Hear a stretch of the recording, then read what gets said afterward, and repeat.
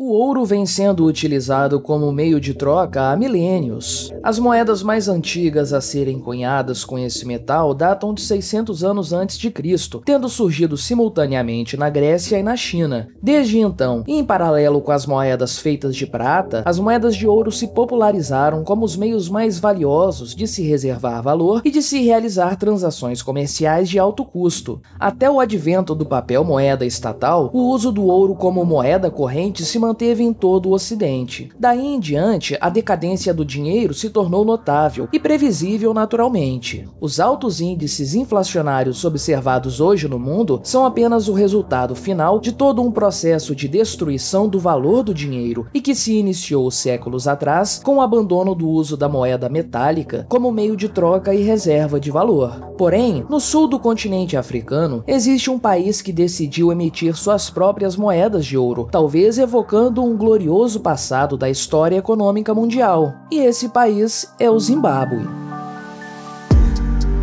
Este é o canal Quinta Essência e eu sou o Gabriel. Se você gosta do conteúdo que eu produzo aqui no YouTube, deixe o seu like e o seu comentário neste vídeo. Se inscreva no meu canal e considere se tornar membro patrocinador do meu trabalho, com valores a partir de R$ 1,99 por mês. Basta clicar no botão Seja Membro aí embaixo. Neste momento, você deve estar se perguntando, mas o Zimbábue não é aquele país que conseguiu resolver seu grave problema hiperinflacionário recentemente? De fato, o país africano anteriormente denominado Rodésia pelos britânicos, é um verdadeiro estudo de caso econômico dos tempos recentes. Sua independência ocorreu em 1980, quando o ditador Robert Mugabe se tornou o primeiro-ministro do país, na prática um ditador, e a partir daí a coisa só desandou. O dólar do Zimbábue foi originalmente emitido com um valor superior ao dólar norte-americano. Porém, e como é padrão em países africanos e sul-americanos, o governo tratou logo de imprimir dinheiro como se não houvesse amanhã, fazendo com que a moeda local se depreciasse de formas nunca antes vistas. A hiperinflação zimbabuana, uma das maiores da história, acumulou uma taxa inacreditável de 89,7 sextilhões por cento ao fim de 2008. A cédula de 100 trilhões de dólares do Zimbábue, emitida naquele ano, já se tornou folclórica. Na época, eram necessários 2 dólares americanos para se obter uma daquelas cédulas, e essa era a dimensão da degradação do dinheiro do Zimbábue até então.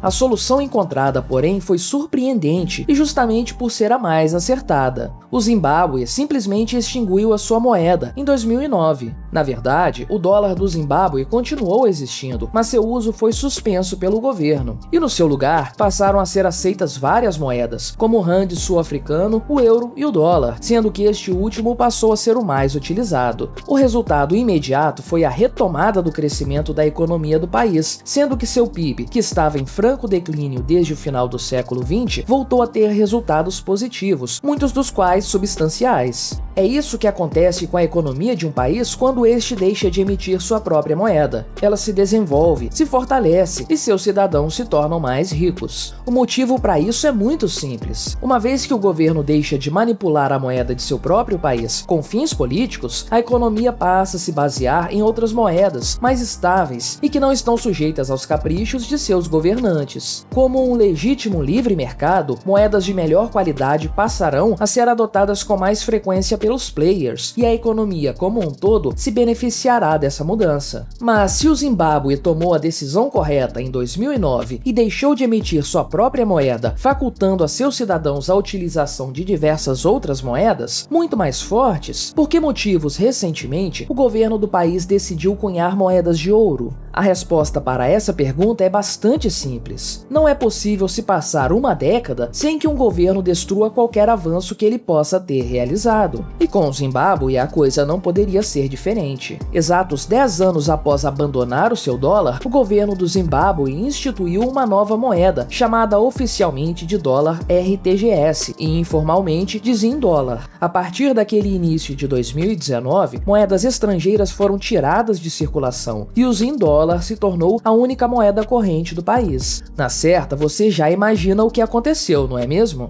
Em apenas 8 meses de existência, o Zim-dólar acumulava 300% de desvalorização, momento no qual a moeda foi reestruturada. Tal medida, naturalmente, de nada adiantou, e altos índices de inflação continuaram a ser observados. No decorrer do ano de 2020, o país chegou a ter taxas de inflação mensais acima dos 800%, o que o coloca, teoricamente, em uma nova situação de hiperinflação. Para conter o avanço galopante dos preços, o governo decidiu elevar as taxas de juros no país, que atingiram os astronômicos 200% ao ano no início de 2022. Embora tal tática tenha controlado o ímpeto do aumento de preços durante alguns meses, o fato é que a escalada da inflação voltou a ser observada e a inflação acumulada no mês de julho já ultrapassa os 250%. Por isso, o Banco Central do país decidiu cunhar suas próprias moedas de ouro, chamadas de mozi ou atúnia, expressão que significa fumaça que troveja. Em referência às Cataratas Vitória, a moeda será cunhada com ouro 22 quilates e custará algo em torno de $1.800, os norte-americanos, naturalmente. Nas palavras do presidente do Banco Central do Zimbábue, a moeda será identificada por um número de série e poderá ser facilmente convertida em dinheiro, negociável local e internacionalmente e usada para transações, além de poder ser usada como garantia para empréstimos e linhas de crédito.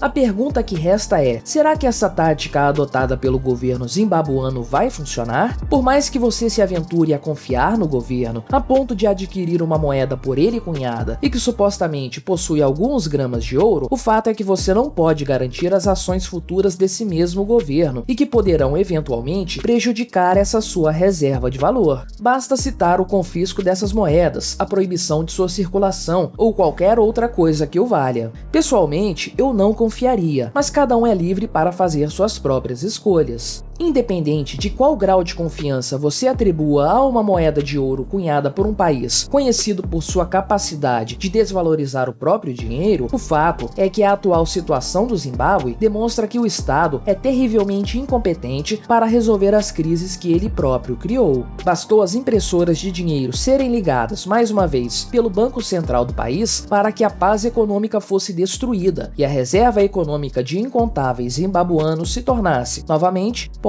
Governos não resolvem problemas, governos não trazem soluções. Eles, no máximo, poderão deixar a iniciativa privada em paz, ao não estrangular o mercado com regulamentações e com impostos abusivos. Mas, geralmente, os governos criam crises e distorções econômicas, empobrecendo a população e matando a livre iniciativa. No campo econômico é que nós percebemos o quão longe o Estado pode ir na sua sanha por arruinar a vida das pessoas. E os episódios de hiperinflação no Zimbábue demonstram isso claramente. Não são moedas de ouro cunhadas pelo governo que vão solucionar o problema, porque o governo em si é o real problema e dele nunca partirão soluções reais. O fato é que o dinheiro estatal não possui, no fim, qualquer garantia. As moedas fiduciárias, como seu próprio nome sugere, são baseadas na confiança. No caso, na confiança que o povo deposita em seus governantes. Como bem sabemos, de todas as classes de indivíduos hoje existentes, a dos políticos é a que menos merece nossa confiança, e com o dinheiro as coisas não deveriam ser diferentes. Uma nota de real, dólar ou euro valem tanto quanto uma promessa política. Mesmo a moeda de ouro do Zimbábue, no fim das contas, se encontrará nesse cenário.